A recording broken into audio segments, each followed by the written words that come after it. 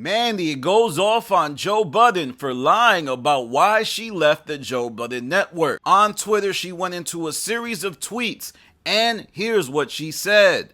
Now, how I get thrown into this? Yo, Joe Budden, when I chose to walk away from your network, it wasn't because I was moving funny. We wanted to be paid. You didn't want to pay us, and we felt like we stayed on the network and held it down for a friendship that held no weight. Then she would say, don't create that narrative, Joe. The final months we were left to discuss with Ian Schwartzman on all business matters. And we were never in a signed contract with the JBN.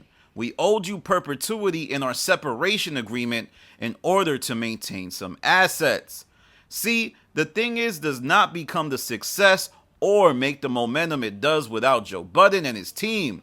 Let's be very clear though, in leaving the network, nobody was moving funny. This is fun and games and jokes and all, but it's all love until the narratives aren't true. And then Mandy would take a parting shot at Bridget when someone would ask her. The question I have is, once you and blank go your separate ways, does the perpetuity Joe was receiving in the background now go away since there was no more See the Thing Is?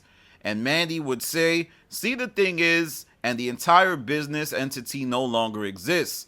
I will never work with blank ever again, and a final tax return will be filed for 2024 to close that chapter.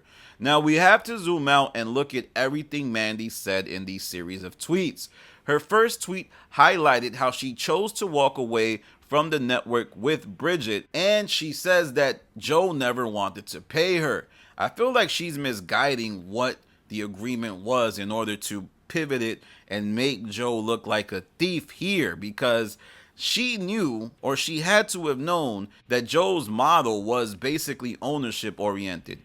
What works for Joe does not work for two women newly into this space, and right. Joe doesn't like advertising dollars. And the way in which we look at CPMs and ad space and all those things, Joe's model doesn't work for maybe the newcomer. Joe's model doesn't work for someone who maybe doesn't have a built-in audience. Like, okay, so we're just gonna wait for the $1 million ad buy. No. And so in terms of all of us going in as partners, it didn't seem to work overall as a partnership. And to be honest, the fact that we were able to leave with everything that we built. That's why it's such a... You build the show up, and then eventually the value starts to get attached. He wasn't going to pay you out of pocket, and that's the agreement it seemed like you joined the JBN under. And she did reveal that in the final months, she was discussing with Ian on all business matters. I think that is a shot in some way, because Mandy has done a lot to try to paint Joe as the, he's not the one really running his network. It's a narrative about Joe that many of his enemies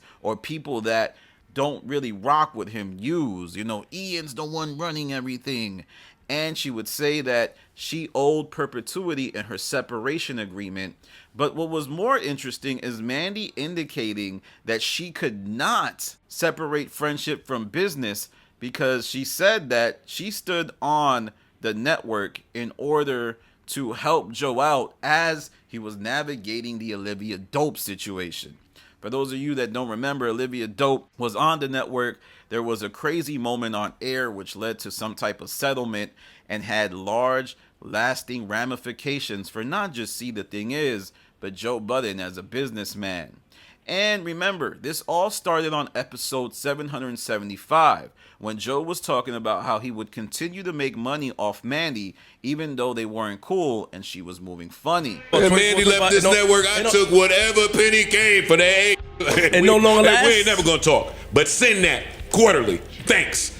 So you tell me we gotta be friends? I believe Joe just doesn't like how Mandy has tried to manipulate his platform ever since she left the network. Remember when See the Thing Is left and they tried to get Savon and Alex and members of the show to work on their new show?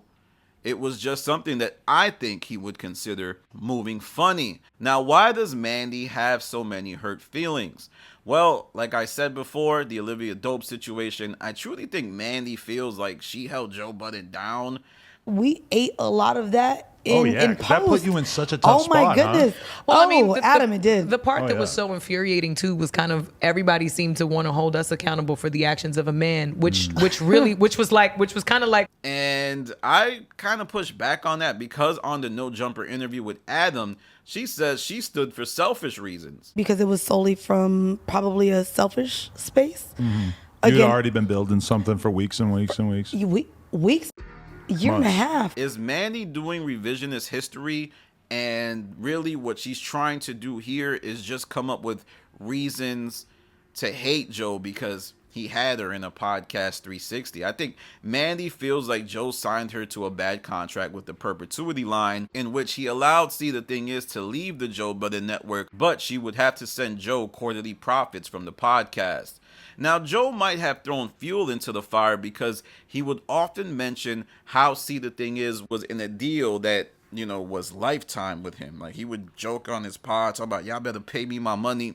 At the time, it wasn't clear that he was talking about Bridget and Mandy, but later on, it would be revealed that that's who he was talking about. When he would make those jokes, many would say, oh, he's talking about Rory and Mal. They got to pay him in perpetuity. That was not the case at all. He was talking to Bridget and Mandy. Now, another reason Joe might think Mandy is moving funny is Mandy kind of exhibits the signs of a toxic ex, befriending all members of the current pod. Love Ish down. Talk to Flip a lot. Love Parks down. Love Savon. Love a lot of people still over there working on the JBP. Ice too, my bad. Ice too.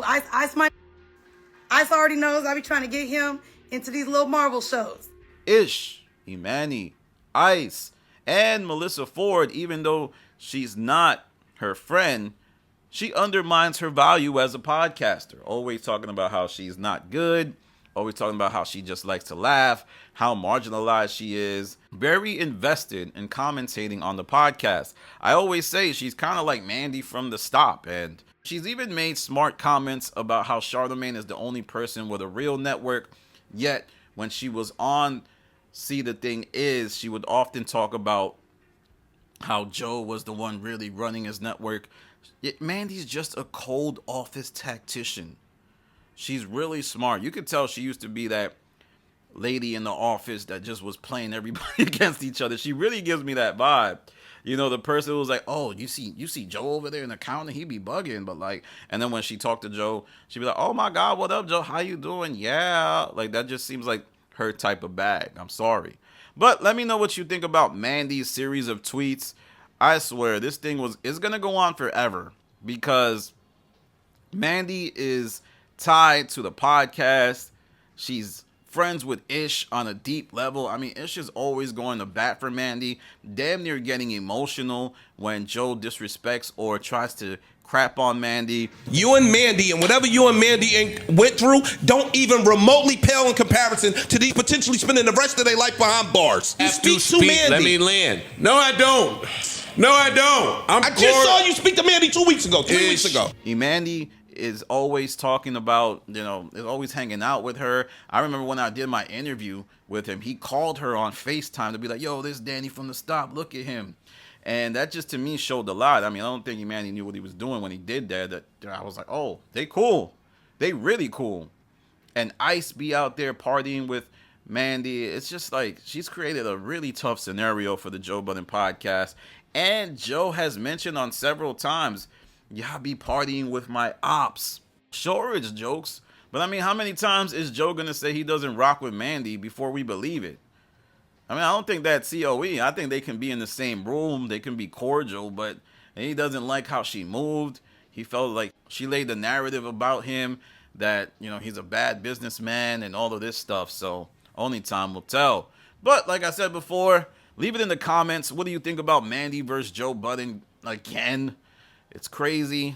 These podcasts, man, they lead to really hurt feelings. They be heartbroken, son. They be saying the fans don't get over it, but the co-hosts don't get over it. I'm telling y'all. All right, follow me on Twitter, The Stop TV. Follow me on Instagram, The Stop TV. This is Danny from The Stop. Peace.